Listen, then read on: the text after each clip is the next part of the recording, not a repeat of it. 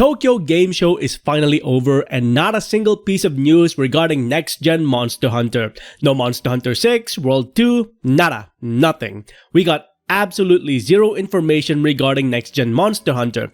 And you know what? I'm not really that disappointed. I kind of expected this because Capcom is mainly focusing on their current game on mobile, which is Monster Hunter now. So it's completely understandable as to why they wouldn't announce anything right off the bat regarding the next-gen Monster Hunter game. And alongside this, outside of the Monster Hunter series, I am actually excited for one particular game coming from Capcom, and that's Dragon's Dogma 2.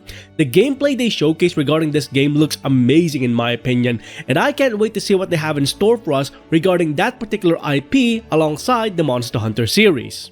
With that said though, Capcom did say that for the 20th anniversary of the series, they are going to be showcasing some things, and hopefully at the end of that, they do showcase the next Monster Hunter game.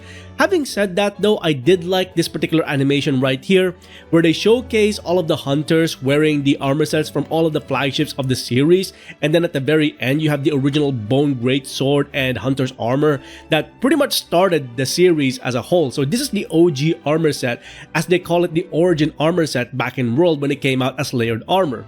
So there's a lot of exciting stuff along the way. I just don't know as of yet when they'll be announcing the next game.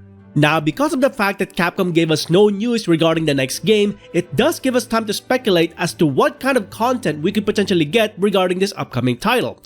Now, for me personally, if there's one thing I want Capcom to do, it's bring certain monsters that are stuck in the generation in which they were released in and bring them into a modern Monster Hunter game. What I mean by this is creatures such as the Kurapeko, the Giganox, and the Darmeralis, which are stuck in 3rd generation Monster Hunter.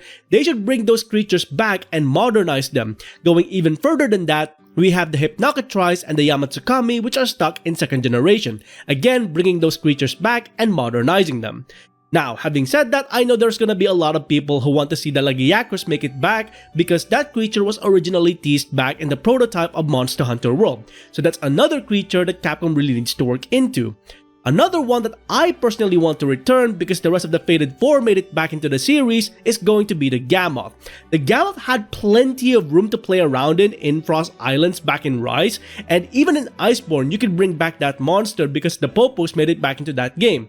So I'm a little disappointed that of all of the members of the Fated 4, the Gammoth was completely phased out, despite the fact that the rest of them made it back into a modern Monster Hunter game. So hopefully that member of the Fated 4 does make it back into 6th gen Monster Hunter and has plenty of room to play around in. Obviously, outside of the monsters, one of the key things I do know a lot of people will want with 6th gen Monster Hunter, because they kind of did it in a sense as a tradition between 1st and 4th generation, is a new weapon type. Every generation of the Monster Hunter series introduced a new weapon type. Only 5th generation didn't do it because 5th generation was a massive evolution in the series, with having more of an open world like locale, the graphics have been overhauled, and of course with Rise and Sunbreak they brought back the hunting style and hunter arts in the form of switch skills. So there are gonna be a lot of evolutions that happen in 5th generation Monster Hunter that kind of constitutes to them justifying not bringing in a new weapon type. But in 6th gen, it's not gonna be that massive of a leap between 5th and 6th generation, so this would be the perfect time for them to introduce a new weapon type for the mainline series.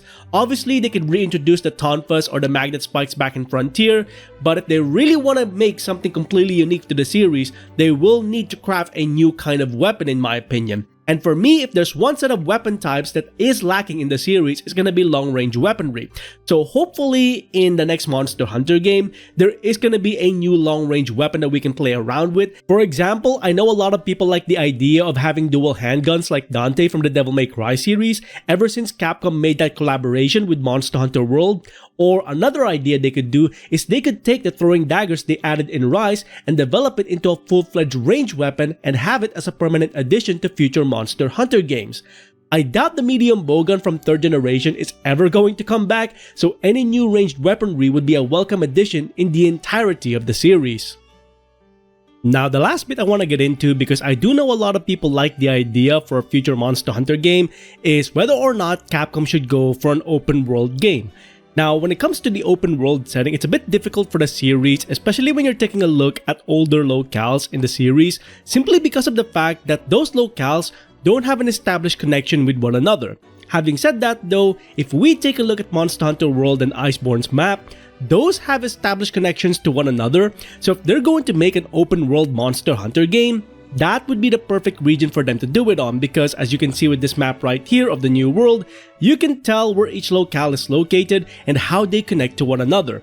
In fact, during hunts on the assignments in Monster Hunter World, you can even see some of the potential areas that connect you from one locale into another.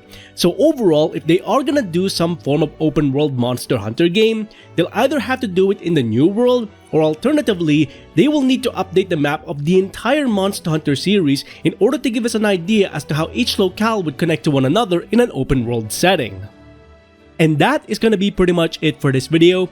No real major news regarding the next upcoming Monster Hunter game, but we do have the 20th anniversary to look forward to in regards to new artwork and stuff, and hopefully they may hold some clues as to what we could potentially expect for the future of the series regarding 6th generation. But for now though, do let us know in the comments below what you would like to see in the future of the series regarding 6th generation Monster Hunter. And as always, if you enjoyed these videos, please consider hitting the like on the video itself and subscribing to the channel, as well as hitting that bell icon so you can go ahead and catch up on any other content that I might be doing in future. Until then, I hope you enjoyed this video. Thanks ever so much for watching, and I'll see you next time. Onward and upward.